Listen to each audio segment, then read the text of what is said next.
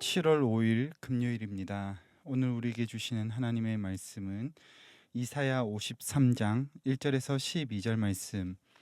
이사야 53장 1절에서 12절 말씀입니다. 우리가 전한 것을 누가 믿었느냐?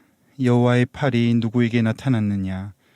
그는 주 앞에서 자라나기를 연한 순 같고 마른 땅에서 나온 뿌리 같아서 고운 모양도 없고 풍채도 없은즉 우리가 보기에 흠모할 만한 아름다운 것이 없도다. 그는 멸시를 받아 사람들에게 버림을 받았으며 간고를 많이 겪었으며 질고를 아는 자라. 마치 사람들이 그에게서 얼굴을 가리는 것 같이 멸시를 당하였고 우리도 그를 귀히 여기지 아니하였도다. 그는 실로 우리의 질고를 지고 우리의 슬픔을 당하였거늘 우리는 생각하기를 그는 징벌을 받아 하나님께 맞으며 고난을 당한다 하였노라. 그가 찔림은 우리의 허물 때문이요 그가 상함은 우리의 죄악 때문이라. 그가 징계를 받음으로 우리는 평화를 누리고 그가 채찍에 맞음으로 우리는 나음을 받았도다. 우리는 다 양 같아서 그릇 행하여 각기 제 길로 갔거늘 여호와께서는 우리 모두의 죄악을 그에게 담당시키셨도다. 그가 곤욕을 당하여 괴로울 때에도 그의 입을 열지 아니하였으며 마치 도수장으로 끌려가는 어린 양과 털 깎는 자 앞에서 잠잠한 양같이 그의 입을 열지 아니하였도다. 그는 곤욕과 신문을 당하고 끌려갔으나 그 세대 중에 누가 생각하기를 그가 살아있는 자들의 땅에서 끊어짐은 마땅히 형벌받을 내 백성의 허물 때문이라 하였으리요. 그는 강포를 행하지 아니하였고 그의 입에 거짓이 없었으나 그의 무덤이 악인들과 함께 있었으며 그가 죽은 후에 부자와 함께 있었도다. 여호와께서 그에게 상함을 받게 하시기를 원하사 질고를 당하게 하셨은즉 그의 영혼을 속건 제물로 드리기에 이르면 그가 시를 보게 되며 그의 날은 길 것이요 또 그의 손으로 여호와께서 기뻐하시는 뜻을 성취하리로다. 그가 자기 영혼에 수고한 것을 보고 만족하게 여길 것이라. 나의 의로운 종이 자기 지식으로 많은 사람을 의롭게 하며 또 그들의 죄악을 친히 담당하리로다. 그러므로 내가 그에게 존귀한 자와 함께 몫을 받게 하며 강한 자와 함께 탈취한 것을 나누게 하리니 이는 그가 자기 영혼을 버려 사망에 이르게 하며 범죄한 자 중 하나로 헤아림을 받았음이니라. 그러나 그가 많은 사람의 죄를 담당하며 범죄자를 위하여 기도하였느니라. 아멘. 본문은 고난받는 종의 노래라는 제목으로 알려진 부분입니다. 이 말씀을 하고 있는 시간적인 배경으로는 아직 느부갓네살과 고레스가 등장하지 않는 시기입니다. 정확하게 바벨론으로 끌려갔다가 돌아오는 시기까지 200년이라고 하는 시간이 더 남은 시점에 이사야는 유다의 회복을 노래합니다. 그래서 어떤 사람들은 이 노래는 이사야가 부른 것이 아니라 다른 이사야가 죽은 뒤에 바벨론에서 포로로 끌려갔다 온 이후에 부른 노래라고 주장합니다. 그래서 오늘 고난받고 죽은 종의 모습은 예수 그리스도를 말하는 것이 아니라 스룹바벨을 말한다라고 합니다. 그렇게 말하는 이유는 에스라 5장에서 성전이 재건되고 있을 때 예루살렘 서편, 유대 서편의 총독인 총독 다뜨네가 성전 공사의 책임을 예루살렘 사람을 향해 물어왔고 이에 예루살렘 사람들이 스룹바벨을 내어줌으로 그를 귀하게 여기지 않아 죽게 만들었다.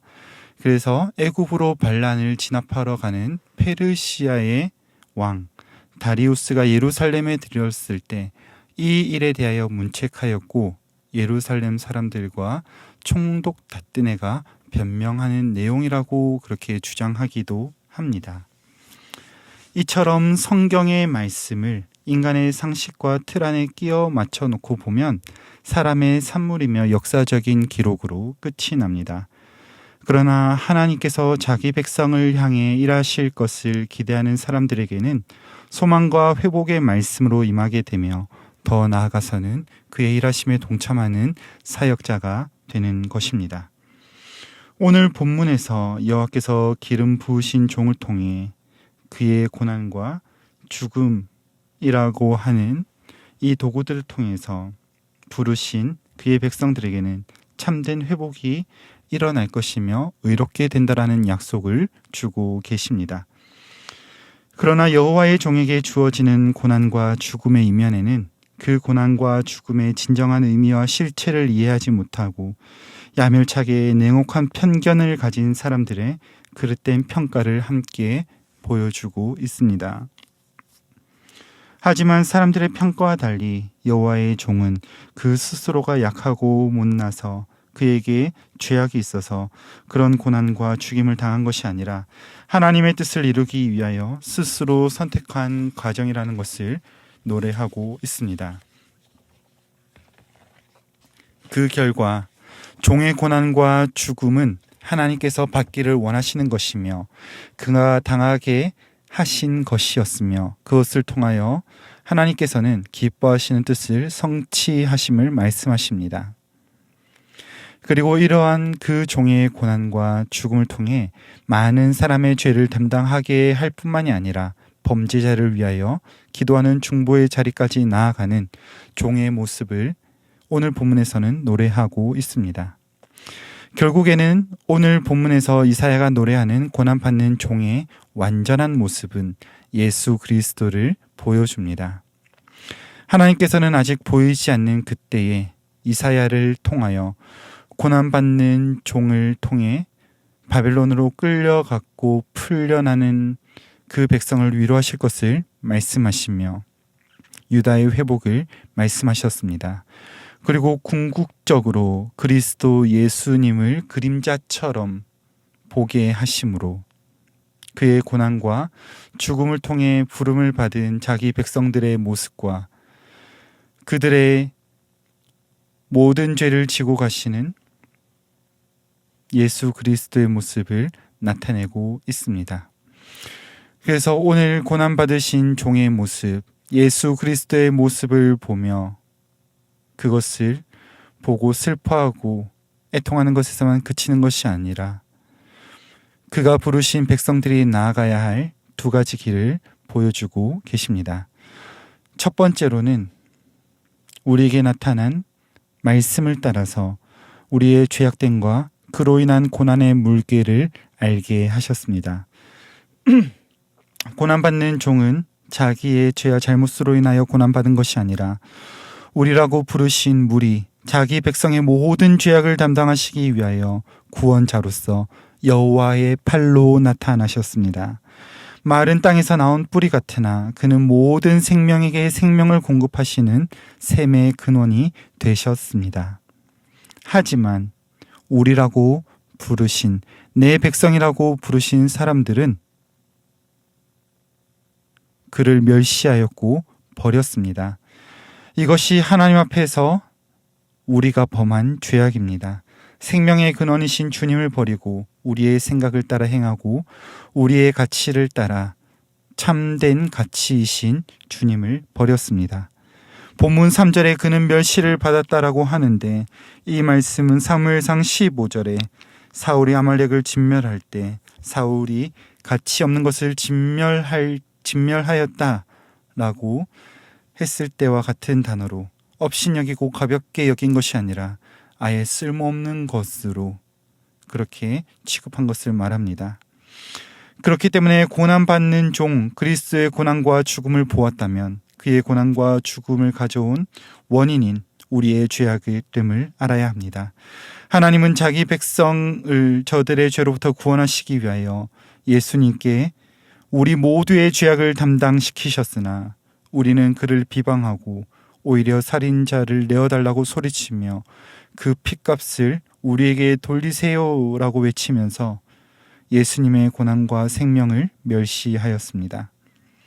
이와 같은 어리석은 죄악의 모습이 우리 가운데 남아 그의 고난과 죽음, 부활의 생명을 멸시하고 죄를 더욱 가까이 하는 모습으로 남아 있습니다. 바라기는 그리스도께서 나를 위하여 당하신 고난의 무게를 알아 이제는 그의 생명을 귀히 여기며 우리를 향한 참 평강이 되신다는 그 소망의 사실, 회복의 이름 예수 그리스도라는 그 사실을 알아 우리를 얽매이게 하는 그 모든 죄악에서 떠나는 저와 여러분의 삶이 되기를 간절히 소망합니다. 또 한 가지 더 우리에게 알게 하신 것은 아는 것에서 그치는 것이 아니라 더 나아가길 원하심입니다. 단순하게 죄악에서 멀리 떨어진 것에서 만족해서는 안 됩니다. 고난과 죄악의 무게를 알았다면 부활하시고 승천하신 그리스도께서 걸어가신 길을 우리도 기쁨으로 따라갈 수 있어야 합니다. 곤욕과 신문을 당한 종은 맞대어 욕하고 비방하지 아니하시고 도살장으로 끌려가는 양같이 잠잠하셨습니다. 그러나 10절에 그의 영혼이 하나님께 속건 제물이 되므로 여호와의 뜻이 그의 손안에서 번영하게 하셨습니다. 또한 11절에서는 그의 영혼이 수고한 것으로 만족하게 하신다라고 했는데 그냥 수고가 아니라 매우 쓰라린 고통, 곤고, 환난이라고 하는 말을 사용하므로 그의 죽음을 통해 하나님의 뜻을 성취하여 많은 영적 후손인 그리스도인이라는 열매를 맺게 됨을 말씀하셨습니다. 이와 같이 우리가 그리스도께서 우리를 위하여 헌신하시고 희생하신 것을 알았다면 아는 것에서만 그치는 것이 아니라 그리스도께서 걸어가신 그 길을 따라 걸어갈 수 있어야 합니다. 그것이 그리스도의 고난과 죽음을 아는 자들이 해야만 하는 것입니다. 많은 사람들의 죄를 담당하신 그리스도께서 범죄한 우리를 위하여 유일한 중보자가 되어주신 것을 본받아 우리에게 베푸신 구원의 소망을 함께 나누는 자들이 되어야 합니다. 이 일을 위하여 하나님은 그리스도를 사망의 권세에서 일으키신 것 같이 죄에 대하여 죽고 의에 대하여 우리를 살리심으로 우리의 손을 통하여 행하는 일들을 기뻐하시며 이 일 가운데 힘을 공급하심으로 능히 감당하게 하실 것입니다. 말씀을 맺겠습니다. 이사야가 전해준 고난받는 종의 모습은 그리스도를 온전하게 보여줍니다. 그리스도의 고난과 죽음의 무게를 알았다면 그곳에서 멈추지 말고 우리의 모든 죄악됨을 떨어버리고 그리스도께서 걸어가신 길을 기쁨으로 걸어가는 저와 여러분이 되길 소망합니다. 구주께서 내어주신 생명, 복음, 그것은 우리가 원래 있어야 하는 자리인 구주의 십자가로 돌이킬 뿐만이 아니라 그곳에서 출발하여 우리가 도달해야 하는 그리스도의 풍성한 자리까지 인도합니다. 이 사실을 기억하고 우리의 삶이 주님을 따라 향기로운 제사가 되어 우리를 위하여 고난당한 그리스도를 따라 걸어가는 저와 여러분의 삶이 되기를 소망합니다. 기도하겠습니다. 주님, 우리를 위하여 고난 받으시고 죽임 당하신 우리 구주를 바라보게 하시니 감사드립니다.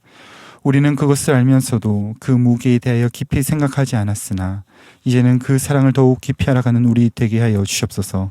그리하여 그곳에서부터 출발하여 우리가 도달해야 하는 참된 그리스도의 삶을 풍성함을 살아내는 우리가 되게 하여 주시옵소서. 그렇게 인도하실 주님을 찬양하며 우리 구주 예수님의 이름으로 기도드립니다.